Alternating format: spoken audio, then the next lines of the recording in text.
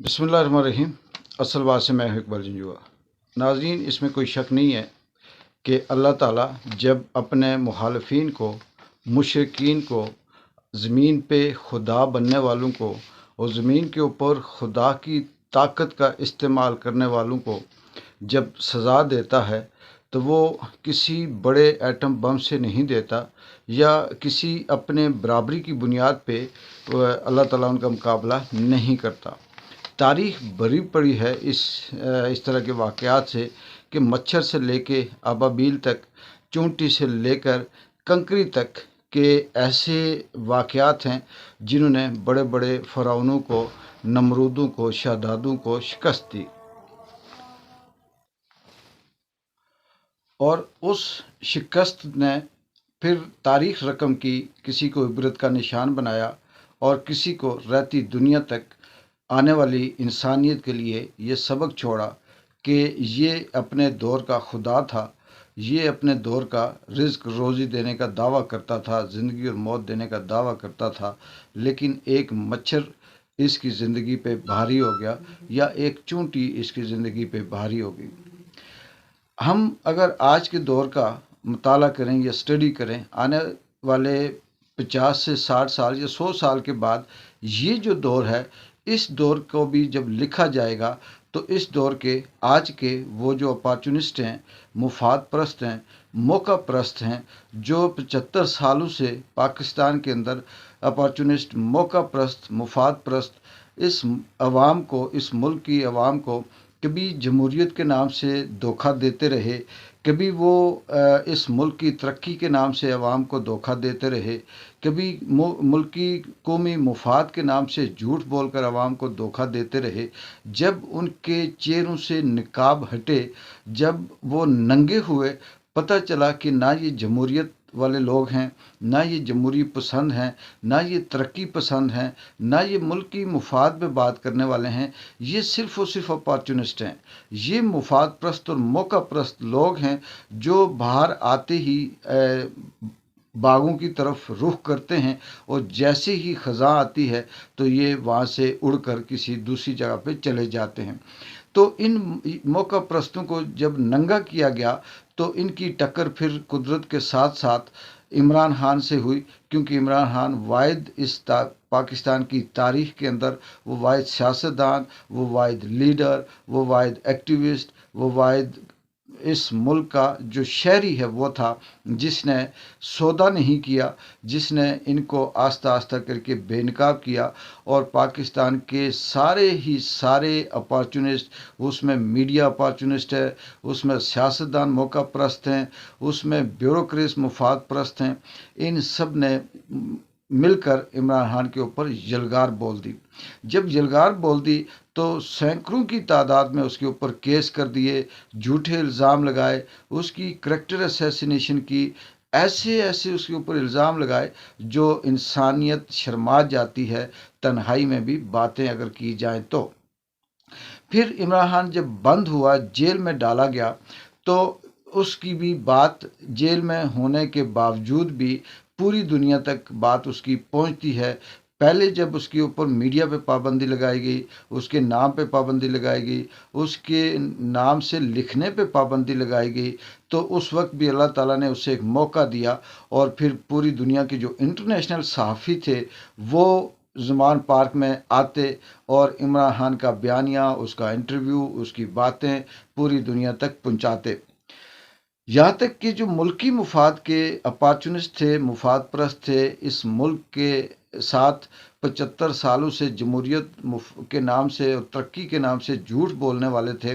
वो अपने मुल्क की मीडिया पे तो पाबंदी लगा सकते थे और लगाई भी, लेकिन इंटरनेशनल जो बयानिया था उसको नहीं रोक सके और ये ज़लील व ख्वार होते गए। फिर करते करते अल्लाह ताला ने दूसरा जो इस दौर का सबसे बड़ी जो पावर थी सोशल मीडिया, उसको इमरान खान के हाथ में रखा, उसको इमरान खान के लिए फेवरेबल किया और वो तमाम सरहदें, बॉर्डर्स, वो लाइनें सोशल मीडिया तोड़कर तो इमरान खान के लिए सामने आया और उसने ऐसे ऐसे बयानिए दुनिया भर में इमरान खान के पहुँचाए जो ये मुल्की मुफाद परस्त लोग थे ये सोच भी नहीं सकते थे। जेल में होने के बाद फिर उसके ऊपर कभी साइफर केस के नाम से गद्दारी का मुकदमा बनता है, कभी तोशाखाना के नाम से उसके ऊपर करप्शन का केस बनता है, कभी अलकादर ट्रस्ट के नाम से उसके ऊपर झूठे भोंडे किस्म के केस बनाए जाते हैं। और ये कहा जाता है जी कि ये मुल्क के अवाम के लिए अच्छा नहीं है। असल बात ये नहीं थी, असल बात ये नहीं है। असल बात ये है कि सबको पता है कि ये हमारे लिए और हमारी सियासत के लिए आखिरी गड़ा है और अब हम इसका मुकाबला नहीं कर सकते। उन्होंने जेल की काल कोठरी में बंद करके पाबंदी लगा दी, यहाँ तक कि जो साफ़ी जाते, जो उसके वकील जाते, जो वकला या दीगर जो उसकी फैमिली के लोग मिलने जाते, उनकी तलाशी ली जाती और उनको किसी किस्म का कोई कागज़ कलम लेकर जाने की इजाज़त नहीं थी। फिर अचानक एक ऐसा बम ब्लास्ट हुआ जो एटम बम हिरोशिमा से भी ज़्यादा ताकतवर था। वो एटम बम जिसका तजर्बा चागी में किया गया उससे भी बड़ा पावरफुल था कि इमरान खान का कॉलम इकोनॉमिस्ट इंटरनेशनल जो जरीदा है बरतानिया का, उसमें शाया हुआ। जब वो शाया हुआ इमरान खान के नाम से, जिसमें कोई झूठ नहीं था, कोई नई बात नहीं थी, सारी की सारी वो पुरानी बातें थी, जो हकीकत थी, जो सच थी, जो इमरान खान ने दुनिया को बताई कि किस तरह से मेरी हुकूमत हटाई गई, किस तरह से रजीम चेंज किया गया, अमेरिका की इसमें क्या साजिश थी, मुल्क के अंदर स्टैब्लिशमेंट किस तरह से लाडले का साथ दे रही है, नवाज शरीफ को किस तरह से बैरून मुल्क से बुलाया गया, किस तरह से इनको हमायत करके अब एक फेक इलेक्शन करके, इलेक्शन के नाम पर एक ड्रामा करके इसे नवाज शरीफ को सेलेक्ट किया जा रहा है, उसे फिर से हुकूमत दी जा रही है। जब ये कॉलम इकोनॉमिस्ट में शाया हुआ तो इसने भी अपनी तरफ से रिकॉर्ड कायम किए, ट्विटर के ऊपर रिकॉर्ड कायम किए, अखबार की सेल में रिकॉर्ड कायम किए, जो लोगों ने पढ़ा उसमें रिकॉर्ड कायम हुए, इस पे जो तज्जिए और तबसरे हुए उसमें भी रिकॉर्ड कायम हुए। यहाँ से वाज़ेह तौर पे ये लगता है कि अल्लाह ताला अभी तक मुकम्मल तौर पर इमरान खान की जो स्ट्रेटजी है, जो उसके ऊपर जुल्म किया जा रहा है, उसके साथ कुदरत कहीं ना कहीं से दे रही है। फिर पाकिस्तान की वही अपॉर्चुनिस्ट, वही मुफाद प्रस्त, वही मौका प्रस्त, वही मीर जाफ़र और मीर सादक, जिन्हें अब कुछ मिला नहीं तो उन्होंने ये रोला, ये शोर मचाया कि ये गोश्त कॉलम था, ये इकोनॉमिस्ट ने गलत शाया किया, इमरान खान जेल में बंद है तो कैसे लिख सकता है, ये कैसे शाया हो सकता है। सवाल यहाँ पे ये नहीं कि ये गोश्त था या कैसे लिखा गया या कैसे शाया हुआ। बात वही है कि बचपन में हम जब क्रिकेट का मैच देखा करते थे तो आखिरी लम्हात में जो आखिरी 4-5 ओवर रहते थे तो उसमें कमेंटेटर मुसलसल ये कहता था कि इस वक्त जो बैटिंग कर रही है टीम, जब फलां टीम को सिक्योर चाहिए, वो रन्स चाहिए, चाहे वो रन्स बाय के हों, वाइड के हों या हिट लगे या किसी भी हवाले से कोई मिस फील्ड हो, इस वक्त सिक्योर की ज़रूरत है और वो रन्स जैसे तैसे बनते हैं, बनने चाहिए ताकि टीम जीतने की तरफ जाती है। बात वही है कि ये कॉलम कैसे बाहर गया, किसने लिखा, कैसे लिखा, सवाल ये नहीं है। सवाल ये है कि जो बयानिया इमरान खान ने बाहर देना था वो दिया, अल्लाह ताला ने, कुदरत ने जो सपोर्ट करनी थी वो सपोर्ट की। ये किसने लिखा, किसने नहीं लिखा, सवाल ये नहीं। सवाल ये है कि सच था, बिल्कुल हकीकत थी। हाँ, हुकूमत तब पिट सकती है, बात कर सकती है कि अगर इसके ऊपर झूठ हो। लेकिन पाकिस्तान के जो वज़ीर इत्तलात हैं उन्होंने अपनी मिर्चें थोड़ी सी कम करने के लिए एक बोंगी मारी कि इकोनॉमिस्ट को दयानतदारी का या अपनी सहाफ़त के मेयार का ख्याल रखना चाहिए, किस तरह से शाया कर दिया। अगर चोर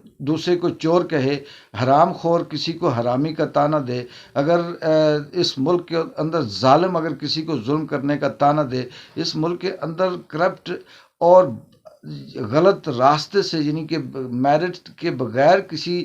पोस्ट पे बैठने वाला शख्स किसी को मेरिट का ताना दे तो इससे बड़ा मजाक लतीफ़ा नहीं हो सकता, क्योंकि ये मुल्क सारे का सारा ही ऐसा है। इनके अंदर न सच्चाई है, ना इनकी सहाफ़त ठीक है, ना इनकी सियासत ठीक है, ना इनकी बात ठीक है। तो ये इकोनॉमिस्ट को कैसे कह सकते हैं कि उसने गलत लिखा या गलत शाया किया या उसे किसी जिम्मेदारी का मुजाहरा करना चाहिए।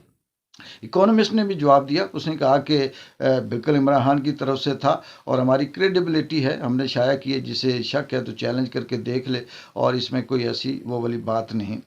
तो अब यहाँ कहने का मतलब ये है कि इस मुल्क के अंदर जो खिलवाड़ जारी है, ये अपॉर्चुनिस्ट का है, ये मौका परस्तों का है। लेकिन बदकिस्मती अभी तक जारी है इस मुल्क के अवाम की कि उन्हें वो हक नहीं मिल रहा, उन्हें वो जमहूरियत के नाम से अभी भी धोखा देने की कोशिश की जा रही है, इलेक्शन के नाम से अभी भी धोखा देने की कोशिश की जा रही है। और मियाँ नवाज शरीफ, जिसकी पाकिस्तान के अंदर ज़ीरो क्रेडिबिलिटी है, जिनकी पाकिस्तान के अवाम के सामने ज़ीरो बिल्कुल इनकी परसेंटेज है और कोई मकबूलियत नहीं है, उनको फिर से मुसल्लत किया जाना है और किया जा रहा है सिर्फ इसलिए कि वो अपॉर्चुनिस्ट बहुत अच्छे हैं, वो गुलाम बहुत अच्छे हैं, वो झुकना बहुत अच्छा जानते हैं, वो बूट पॉलिश बहुत अच्छा करते हैं और वो यस सर बहुत अच्छा करते हैं। इसलिए उनके लिए बहुत अच्छा मौका है कि वो आए। लेकिन मुझे लगता है ये आखिरी जंग है, इसमें या तो अपॉर्चुनिस्ट जीत गए